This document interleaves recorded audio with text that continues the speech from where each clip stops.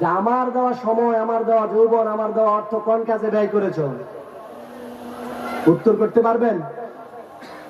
আল্লাহর দেওয়া সময় এই পর্যন্ত কয়দিন মানুষকে দিন বুঝানোর জন্য, কোরআন বুঝানোর জন্য, কোরআনের সমাজ গড়ার জন্য চাইছেন? এটা বললে কি বলে জানেন? ইসলাম যদি ক্ষমতা পায় তাহলে কি হবে? হাত কেটে দিবে, বলে কিনা? মাগো মাইয়া করে কোনো বাজার যাচ্ছে দিত না, হ্যাঁ? যে বেটাকে হাত কাটে দিব, বুঝা গেছে হেমিয়া চুরির স্বভাব আছে, ঠিক না? ঠিক আসতে বললেন যে আপনারা আছেন নাকি এরকম?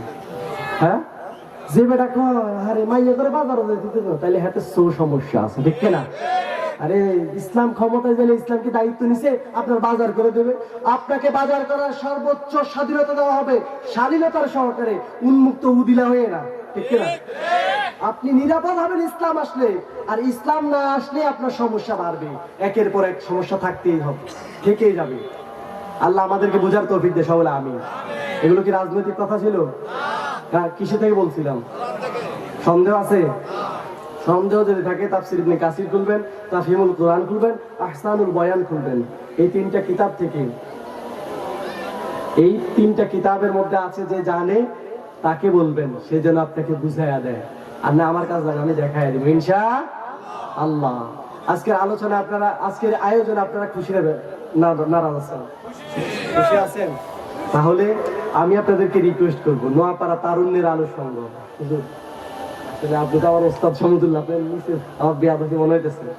এদের এত সুন্দর সুন্দর আয়োজন, রমজান মাসে এরা এই যারা ৫ ওয়াক্ত নামাজ পড়ে বাচ্চারা, তাদেরকে একটা উপহার দেয়, দেয় কি দেয় না?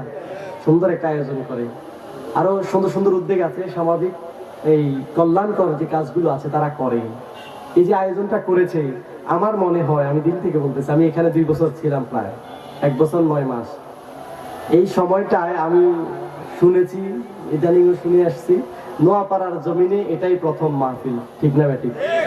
এতে করে আপনারা খুশি আছেন তো? তাহলে যারা আয়োজন করে তাদেরকে ভবিষ্যতে উৎসাহিত করবেন নাকি তাদেরকে মন ভেঙে দিবেন? উৎসাহিত করবেন তো ইনশাল্লাহ।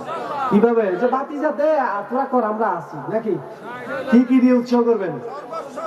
সর্বোচ্চ টাকা দিয়ে, সময় দিয়ে, সাহস জুগিয়ে, তাদেরকে সকল কল্যাণকর কাজে অগ্রাধিকার রাখার জন্য, তাদেরকে অগ্রভূমিকা রাখার জন্য সর্বোচ্চ প্রচেষ্টা চালিয়ে তাদেরকে হেল্প করবেন তো ইনশাল্লাহ। আসলে যতটুকু কথা বলেছি দ্বীনের খাতিরে বলেছি, কোরআনের জন্য বলেছি, কোরআন থেকে বলেছি, হাদিসের আলোকে ব্যাখ্যা, আমার যতটুকু পড়াশোনা ছিল ব্যাখ্যার আলোটা শুধু দ্বীন কায়েমের জন্য বলেছি। কারো কাছে খারাপ লাগলে নিজেকে পরিবর্তন করুন, কোরআন পরিবর্তন হবে না, ঠিক কিনা? নিজেকে পরিবর্তন করুন, নিজের আমল পরিবর্তন করুন। আমল মানে কাজ। নিজে যে মতবাদ আছে, যে আদর্শ আছে, সব বাদ দিয়ে একমাত্র মুহাম্মদ সাল্লাল্লাহু আলাইহি সাল্লামের আদর্শে জীবন গড়ে সংগ্রামী সৈনিক হওয়ার চেষ্টা করুন। পারবেন তো ইনশাআল্লাহ? আল্লাহ আমাদের সবাইকে কবুল করুক, সকলে আমিন। আর আলোচনা না দীর্ঘায়িত করে আমার আলোচনা এখানে শেষ করছি।